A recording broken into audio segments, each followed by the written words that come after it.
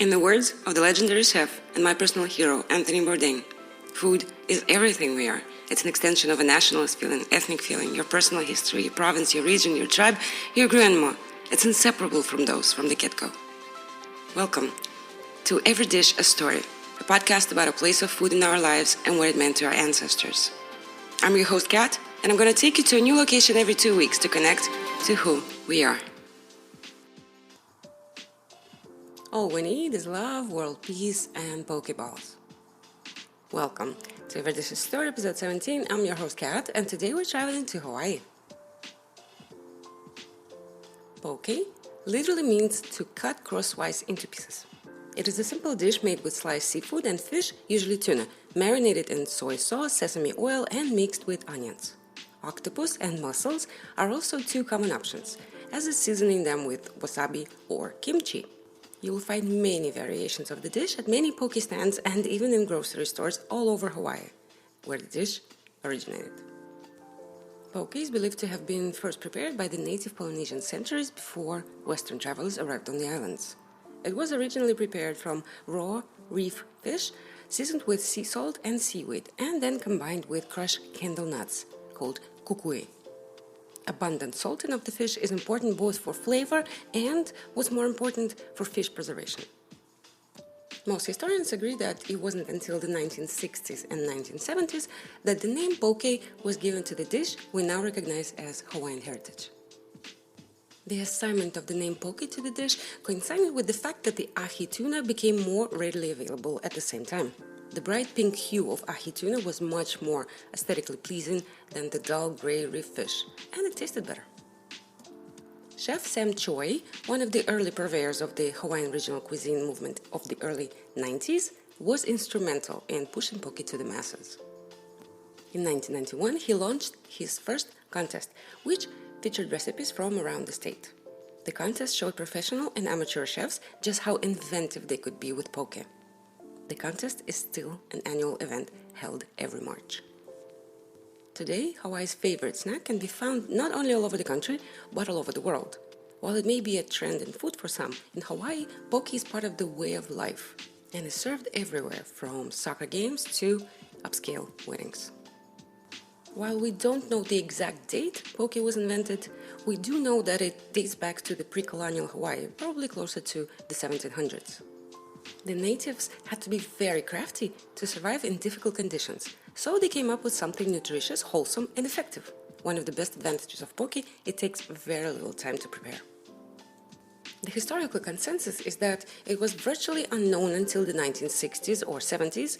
That's when the mainland US began to get into the craze for this dish, and since about 2012, it has spread like wildfire. Nowadays, poke shops are abundant throughout North America. Although sushi and poke are similar in that they use raw fish, they are different in many ways. Poke is a traditional Hawaiian dish, while sushi is native to Japan. There is a lot of Japanese influence in Hawaiian cuisine, but poke is one dish that is truly Hawaiian. Traditionally, poke is made from ahi tuna or octopus, roughly cut into pieces and marinated in whatever was on hand. Many traditional poke add sesame oil, various kinds of dried and fresh seaweed, soy sauce, and green onions. Modern poke bowls, sometimes called mainland-style poke, include different toppings and sauces to add even more variety to the dish. Poke and poke bowls have become very trendy in recent years. For decades in Hawaii, it has been an everyday food found in markets. And long before that, poke has been around for centuries. Many centuries before the white man arrived from the mainland to Hawaii and the Polynesian islands, native Polynesians were already making poke using raw reef fish, sea salt, seaweed, and crushed nuts. The salt enhanced the flavor of the dish and also preserved the fish. Later, Chinese immigrants, Japanese immigrants, and sailors from the mainland traded salmon, soy sauce, and sesame oil, and these ingredients have gained prominence in modern poke recipes.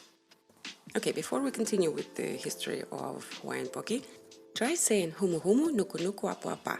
This is the name of the official state fish of Hawaii, which we can translate as humu humu is fish, nuku nuku is nose, and apu apa is pig. So literally it is a pig-nosed fish. I just thought it was really cute. I I hope I said it right. Okay, as I mentioned before, poke was originally cooked from small Hawaiian reef fish. And poke has its roots in the days when native Hawaiian fishermen sliced small reef fish and served it raw, seasoning it with whatever came to hand. Usually it was sea salt, candle nuts, seaweed, and limu, a type of brown seaweed. With the arrival of Japanese workers in the late 1800s and the advent of the long-line vessels plowing the Pacific Ocean's depths, the predominant fish for poke became ahi tuna.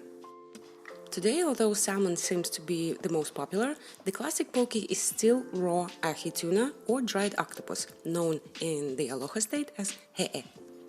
Today, even with the proliferation of poke stands around the world, you could still hear native Hawaiians sigh that they can't satisfy their craving for real poke. Chef Mark Noguchi condemns the distortion of Hawaiian culture and, even more disturbingly, the negative environmental impact of turning a limited resource like ahi tuna into a chain restaurant.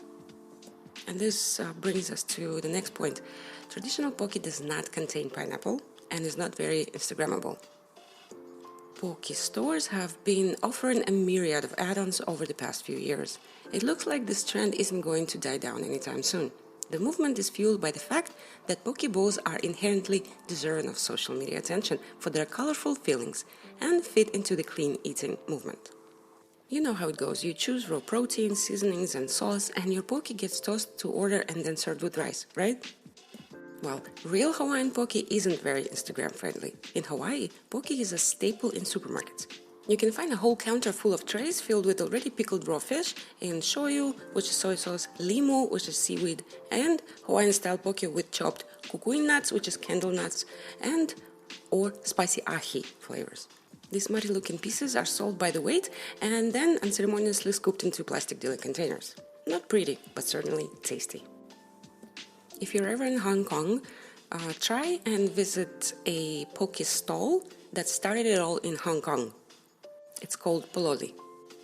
It was one of the first poke stands to appear in Hong Kong in 2014 and since then opened another location in Singapore.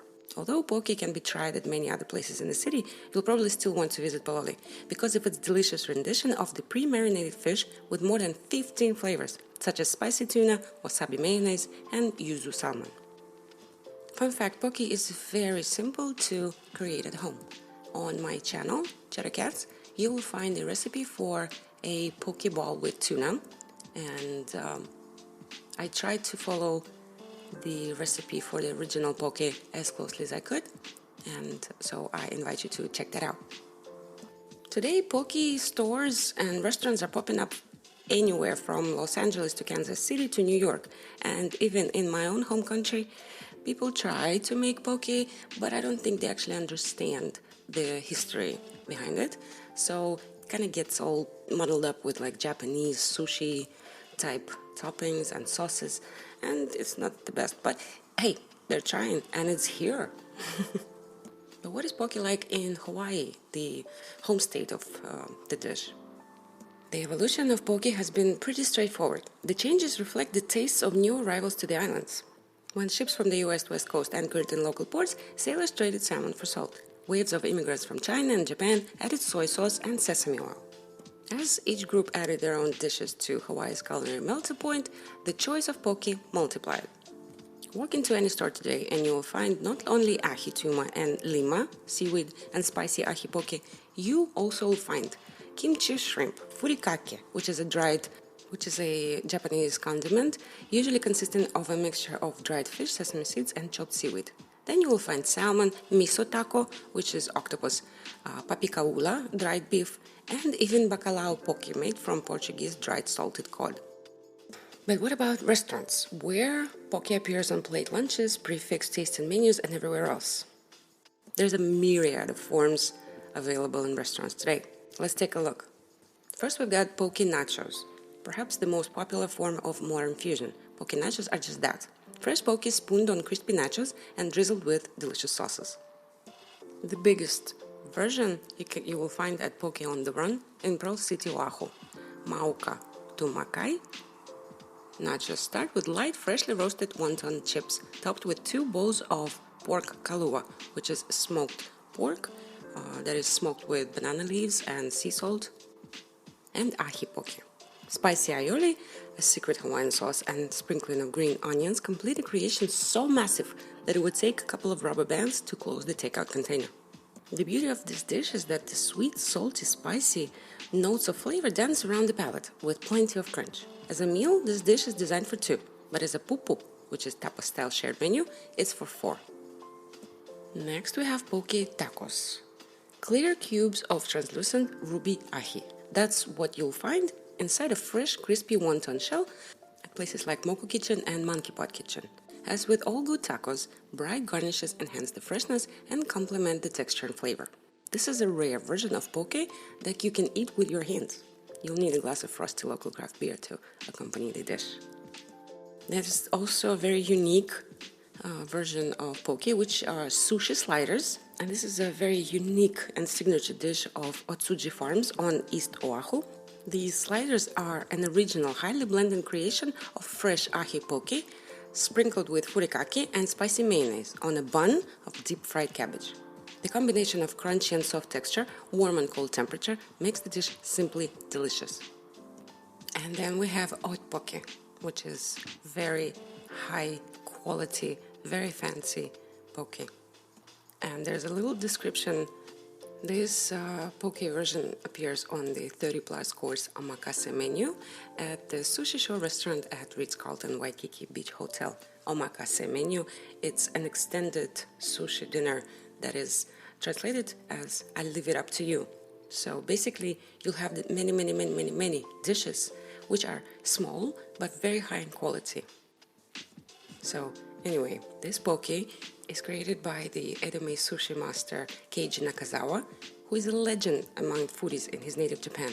And this poke includes individual cubes of fresh island ahi with maui sauce and onion mustard, salmon smoked in banana leaves, and a snapper with macadamia nut soy sauce. My God. This dish acts as a playful appetizer between exquisite nigiri sushi bites with seafood that has been seasoned, cured, marinated, fried, and otherwise processed for maximum flavor.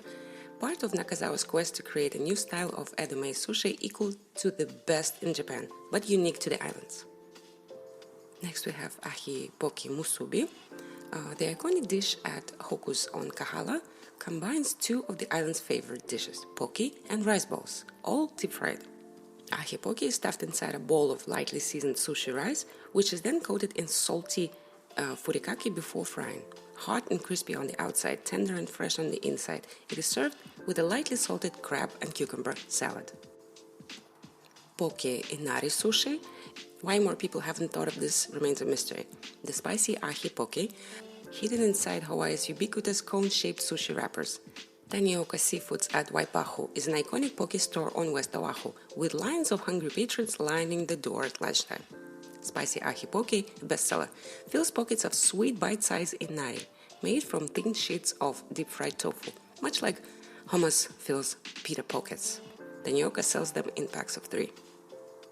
And then finally, we have tostadas poke. New to the poke scene is a supermarket creation. Foodland, popular with locals for its range of poke, introduced this tostada with ahi poke, jalapeno, cilantro, and ponzu sauce at its Foodland Farms store in Ala Moana Center. Foodland Farms is no ordinary supermarket. It's a wonderland of fresh local produce from farms, meat from island ranchers, and fresh seafood, most of which is cooked on site for shoppers to enjoy in the store's dining area. To sum up, rich in omega-3, protein, healthy fats, vitamins, and minerals, a poke bowl can be a nutritious and complete meal. While fish is the main ingredient, the additions can be very creative. Popular and available to almost everyone, today's additions include avocado, pickled ginger to improve gut health, cucumber, mango, and edamame beans. Poke has been a part of Hawaiian culture for centuries. Here, people buy poke as a snack during pauhana, which is Hawaii's version of happy hour, and literally can be translated as finish with work. So, after work, you buy a quarter or half a pound of 2 or 3 kinds of poke and take them out to hang out with your friends. And it's also the perfect food to go with a beer. That's how it's consumed today. And before I wrap up the journey, fun fact, ahi means fire. The name comes from pre-colonial times. Back then, when yellowfin tuna were caught on the rod, This powerful, fast-swimming fish would cause the coconut rope on the rod to create friction on the side of the canoe, resulting in a rope seeming like it was on fire. Well, that's it for today. I am going to wrap up the journey into Hawaiian culture and cuisine. And I invite you to check out the recipe for a poke bowl that I have got on my YouTube channel, Chatty Cats. The links are in the description of this video. Also, there's a link to my website where you can find the written recipe and all the nutritional info and the ingredients and everything you need. Continue to eat well, train hard, love cats, and also please recycle your garbage when you can. And wherever you are in the world, I hope that you are safe and that you are healthy. Bye-bye for now, and I'll be back on May 19th with a new journey.